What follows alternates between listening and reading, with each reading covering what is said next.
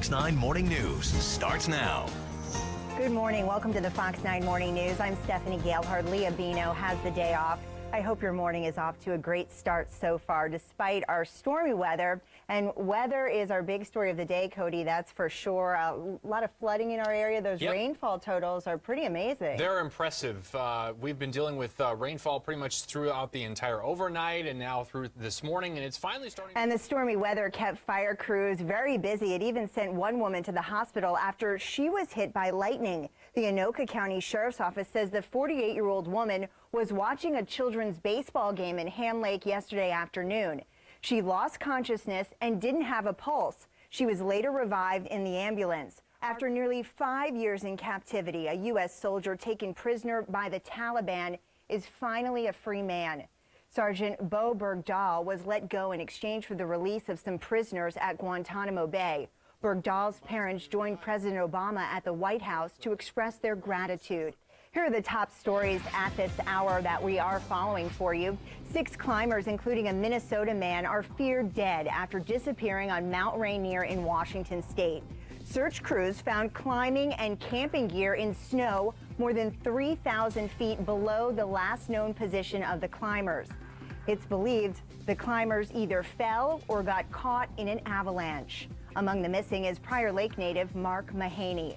Professional golfer Phil Mickelson is under federal investigation for insider trading.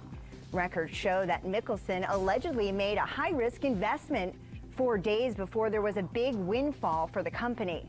Mickelson says he's done nothing wrong. And the San Antonio Spurs are getting ready for a rematch with the Miami Heat after beating the Oklahoma City Thunder 112-107 during Game 6 last night. The Spurs are set to host Game 1 against the Heat on Thursday as they try to avenge last year's defeat. It's all about the Grand Old Day in St. Paul. It's the largest outdoor festival in the Midwest, featuring food, music, and a parade that's just about to start. We can't wait. And that's where we find our Todd Walker this morning. Hey, Todd, it's looking good out there. All right, it's been a great day. We'll see you guys next weekend. Back to you. Thank you so much, Todd. He's enjoying that food for sure right now. Okay, on Facebook, we're wondering how you're enjoying the rain. Dennis says, all the inside stuff I was going to do this winter on the honey-do list. Smart man. Megan says, I will relax on the couch and do laundry. Okay, I love doing laundry. You go, Megan. I don't know many people who do like to do laundry, but you can come to Fox 9. You can do Cody's laundry. I'm sure he'd love it. Oh, yeah. Do my laundry. Right down here at Grand Old Day. Back to you. Yeah, clearly he recorded that earlier, and the hot dogs, they were not eating those fast enough. They were laughing more than they were eating. Yeah, they were. Here's a quick look at your radar. We do have more rain moving in, so it's not going to be an all-dry afternoon for the metro, but hopefully we can stay dry as long as possible. Flash flood watch continues through tomorrow afternoon. Thank you so much for joining us, and we'll see you for Fox 9 at 5 o'clock. Cody, on this Memorial Day, we honor all those who've served our country. And the Wounded Warriors are giving veterans a chance to do the things they love, like play hockey. Yesterday, veterans took to the ice in Blaine for their annual Memorial Day event. The Warriors play teams from across the country, but yesterday's event was just for fun.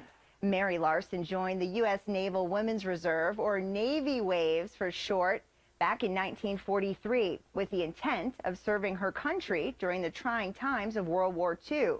She was based in St. Paul and Hawaii and learned to sharpshoot, type, and do so many other duties. Yeah, Cody, a little humid out there today. Yeah, or a lot humid in some cases. This is not something we're really used to, at least not yet. Here's what's happening at this hour. Exit polls and early returns suggest billionaire Petro Poroshenko is elected president of Ukraine in the first round of balloting. He's promising to put an end to war and chaos in the country. Poroshenko supports strong ties with Europe, but also wants to mend relations with Russia. Final election results will be announced today.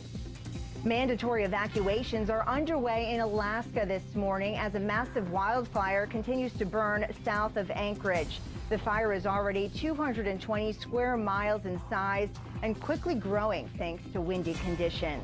The events come as the administration continues to deal with the Veterans Administration scandal. Fox's Doug Lazader has more from Washington. President. Some encouraging news for former MSU Mankato football player Isaac Kolstad. He's been on life support for more than 2 weeks, and for the first time since he was attacked, the 24-year-old is now breathing on his own. His family continues to show their support through their 22-strong campaign. Fox 9's Paul Bloom has more on how the Kolstad family continues to remain hopeful. Still to come, your Monday dose of morning cuteness. And it's a commercial you can't skip through. In today's morning cuteness, Fox 9 goes to the dogs. One of our photographers brought his dog, Nickel, into the station this holiday weekend. And it looks like the pooch is ready to take over the anchor desk. You go, and I'm a huge dog lover, so how adorable is that? I have to bring in my dog the next time. And stay with us. Today's top stories are next. Plus, Cody is back with your forecast. World Cup excitement is building with the U.S. team facing Belgium on Tuesday. Yeah, it's set for Tuesday afternoon. Wow, Todd is a natural. Did you see that headbutt? Tomorrow is a long-awaited groundbreaking for a major construction project on Interstate 94. The city of St. Michael, the Interstate 94 Coalition, and a handful of local dignitaries will come together in the morning for a ceremony. A vacation comes to a sudden end for some 3,000 cruise ship passengers. Officials say a fire last night aboard the Holland American ship forced it to return to port in Seattle. Flooding is at the top of the list right now for Minnesota lawmakers. Senator Amy Klobuchar is headed to tour flood damage in 2 cities today. Coming up on the Fox 9 Morning News, one last look at the morning's headlines. Plus, a big honor for a World War II veteran. Find out what he waited 100 years to get.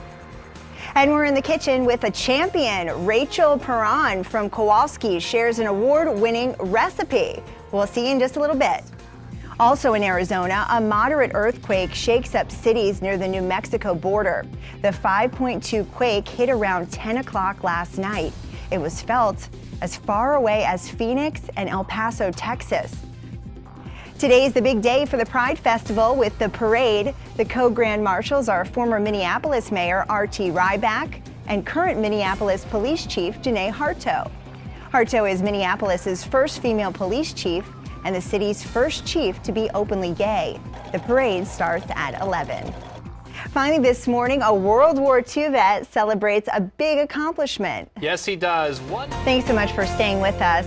From art to movies and ice cream, there's plenty to do today, that's for sure. Yeah, why not?